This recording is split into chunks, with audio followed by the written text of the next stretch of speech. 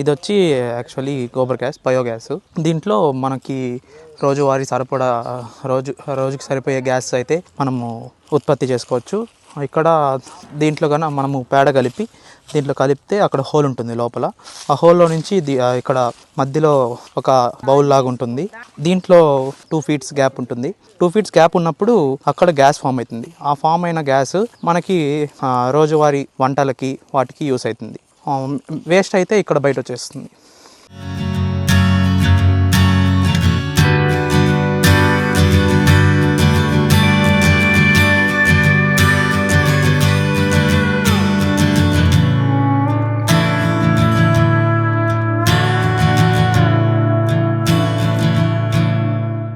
చిత్తూరు జిల్లాలో మోడల్ ప్రాజెక్టుగా బయోగ్యాస్ ఉత్పత్తిని ప్రారంభించిన సందర్భం 2021లో జరిగిందని తవణంపల్లి మండలం గల్లావాళ్ల ఊరుకు చెందిన మోనిష్ ఈ విధంగా వివరించారు. బయోగ్యాస్ ఉత్పత్తి చేసుకుంటే ఖర్చు తగ్గడంతో పాటు ఆదాయం కూడా పెరుగుతుందని కూడా ఆయన వివరించారు. చిత్తూరు జిల్లాలో గోబర్ గ్యాస్ తయారీ విధానాన్ని నెట్క్యాప్ ద్వారా జిల్లాలో పైలట్ ప్రాజెక్టుగా అమలు చేశారు. అందులో పూతలపట్టు నియోజకవర్గం తవణంపల్లి మండలంలోని సుమారు 20 గ్రామాలకు పైగానే ఉంటే అందులో ప్రతి గ్రామంలోనూ 10% మంది గృహస్థులు ఇక్కడ బయోగ్యాస్ తయారీని ప్రధాన వనరుగా ఉపయోగించుకున్నారు. కాలక్రమంలో ఆధునిక వసతులు పద్ధతులు అందుబాటులోకి వచ్చిన నేపథ్యంలో గ్యాస్ సిలిండర్ల వినియోగం పెరిగినప్పటికీ ఇప్పటికీ ఇంకా తవణంపల్లి మండలంలో బయోగ్యాస్ ఉత్పత్తి అనేది ఒక సామాజిక అంశంగా మార్చుకొని పొదుపు పాటిస్తున్న విధానం ఈ ఫెడరల్ ఆంధ్రప్రదేశ్ అందించే ప్రత్యేక కథనం ఇది. అక్కడ మేము రోజుకి ఒక బకెట్ పేడని యూస్ చేస్తాము. దానివల్ల మాకు వంటకు సరిపోయినంత గ్యాసు ఉత్పత్తి అయ్యి బాగా సప్లై అవుతూ ఉండదు. దానివల్ల మేము బాగా యూస్ చేసుకోగలుగుతున్నాము. మా ఊర్లో 40 ఇండ్లు ఉన్నాయి. 40 ఇండ్లలో 30 ఇండ్ల వాళ్ళు ఆవులు పెట్టుకొని మేపుకుంటూ ఉన్నారు. కొంతమందికి 15 ఆవులు ఉన్నాయి, 10 ఆవులు అట్లా 1-2 ఆవులు కూడా ఉన్నాయి. వాళ్ళకేమో 15 రోజులకు బిల్లు వస్తుంది కాబట్టి దానా అవంతా తీసుకొని వచ్చి వేస్తారు. కొంతమంది కసువంతా వేసి కోసుకొని వచ్చి వేస్తారు. దానివల్ల కొంచెం ఖర్చులకు అట్లా ఇట్లా సరిపోతూ ఉంది. బయోగ్యాస్ ఉత్పత్తిలో తడకర పంచాయతీ గల్లావాళ్ల ఊరుకి సంబంధించిన విజయగాథ ఇది. ఇదే పరిస్థితిలో తవణంపల్లి మండలంలో 10,000 వరకు ఎల్పిజి గ్యాస్ కనెక్షన్లు ఉన్నాయి. ఇక్కడ ఎవరికి కూడా కొరత రాకుండా ఏర్పాట్లు చేసినట్లు కూడా రెవెన్యూ అధికారులు చెబుతున్నారు. ఇదిలా ఉంటే రోజుకు కనీసం 70 నుంచి 80 సిలిండర్లు సరఫరా చేస్తున్నట్లు కూడా తవణంపల్లె మండలంలోని పెద్దూరు పంచాయతీ వద్ద ఉన్న గ్యాస్ ఏజెన్సీ నిర్వాహకుడు చెప్పారు. ఇక్కడికి తవణంపల్లి నుంచే కాకుండా 10 కిలోమీటర్ల దూరంలో ఉన్న చిత్తూరు నుంచి కూడా గ్యాస్ సరఫరా అవుతోంది. మారిన సామాజిక పరిస్థితులు, అందుబాటులోకి వచ్చిన సాంకేతిక పరిజ్ఞానం, అలాగే అభివృద్ధి చెందిన అనేక విధానాలను వంటబట్టించుకున్న ఈ ప్రాంతం రైతులు ప్రజలు కూడా బయోగ్యాస్ వాడకాన్ని స్వల్పంగా తగ్గించడానికి ఆస్కారం కలిగించింది. అంటే గ్యాస్ పొయ్యిలు వినియోగిస్తూ అలాగే సిలిండర్లను వాడుకోవడానికి ఎక్కువ ప్రాధాన్యత ఇస్తున్నారు. చిత్తూరు జిల్లాలో పైలట్ ప్రాజెక్టుగా మొదట బయోగ్యాస్ ఉత్పత్తిని రాష్ట్రంలోని చిత్తూరు జిల్లా నుంచే ప్రారంభించామని నెట్క్యాప్ జిల్లా మేనేజర్ అబ్దుల్ గయాజ్ చెప్పారు. అప్పటి నుంచి కూడా ఈ పథకం నిర్విఘ్నంగా కొనసాగి గ్రామాన బయోగ్యాస్ ఉత్పత్తికి చేయడానికి రైతులు కూడా ముందుకు వచ్చారని కూడా ఆయన ఫెడరల్ ఆంధ్రప్రదేశ్ ప్రతినిధికి చెప్పారు. అదే సందర్భంలో తంబళ్లపల్లి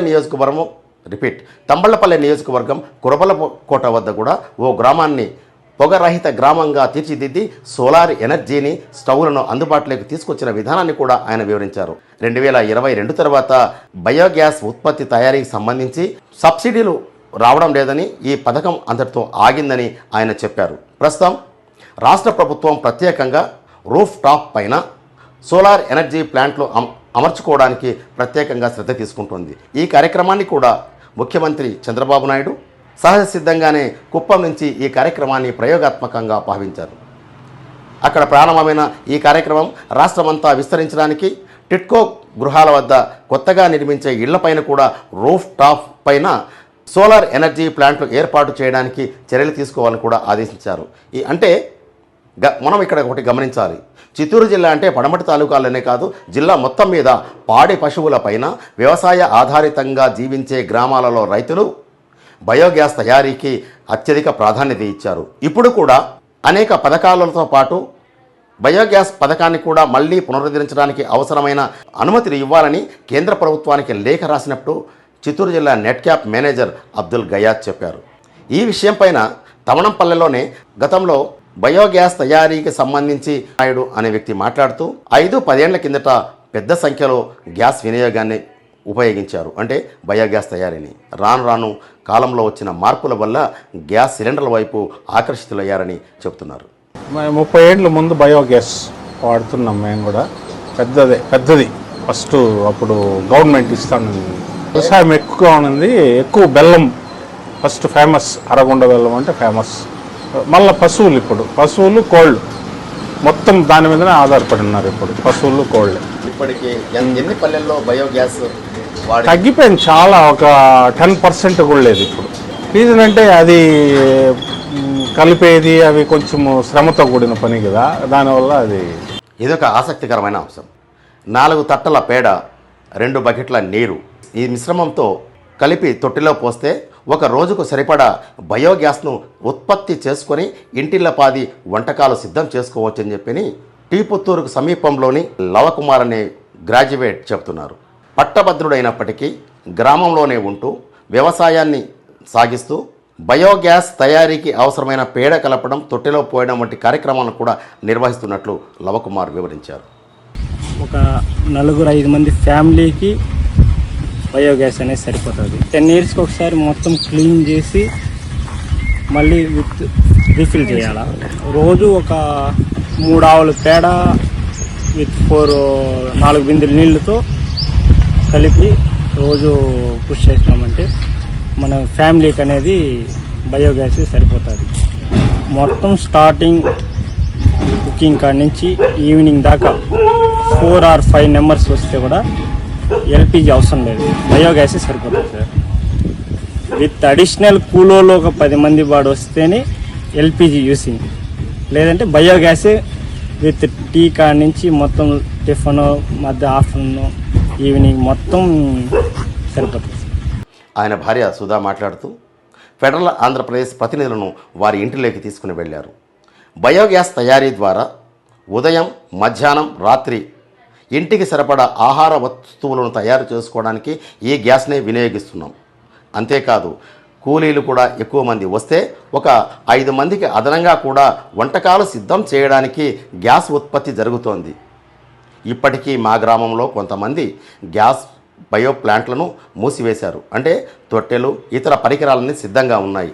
ప్రభుత్వం సహకారం అందిస్తే బయోగ్యాస్ను తయారు చేసుకోవడానికి గ్రామంలో అనేక మంది సిద్ధంగా ఉన్నారని ఆ సుధా వివరిస్తున్నారు. గత 20 ఏళ్ళుగా ఇది వాడుతున్నాము గోబర్ గ్యాస్. ఇదే వంటకి సరిపోతుంది సార్. ఇది ఉండడం వల్ల చాలా లాభం అనిపిస్తుంది. ఇప్పుడు ఇప్పుడు ఎల్పిజి కొరత వల్ల అందరూ చాలా మంది ఇబ్బంది పడుతున్నారు కాబట్టి దీనివల్ల మాకు ఏ ఇబ్బంది లేదు సార్. ఇప్పటికైతే గ్రామాల్లో సహజ సిద్ధంగా దొరికే వస్తువులను, అంటే పాడి పశువులు కావచ్చు, లేకుంటే వ్యవసాయ ఆధారిత ఉత్పత్తులను కారు, ఇవన్నీ సద్వినియోగం చేసుకుంటే సహజ సిద్ధంగా నిత్య జీవితంలో అవసరమైన వస్తువులను తయారు చేసుకోవడానికి, ప్రత్యేకంగా బయోగ్యాస్ ద్వారా గ్యాస్ను ఉత్పత్తి చేసుకుని వంటకాలు సిద్ధం చేసుకోవడానికి అవసరమైన వనరులన్నీ మనకు అందుబాటులోనే ఉన్నాయి. వీటిని సద్వినియోగం చేసుకునే వెసులుబాటు, అవకాశాన్ని మళ్ళీ ప్రభుత్వం కల్పించాలని తవణంపల్లె ప్రాంత రైతులు కోరుతున్నారు. వీడియో జర్నలిస్ట్ దినేష్ గుణగలతో SSV Bhaskar Rao, federal correspondent, Thavanampalle నుంచి.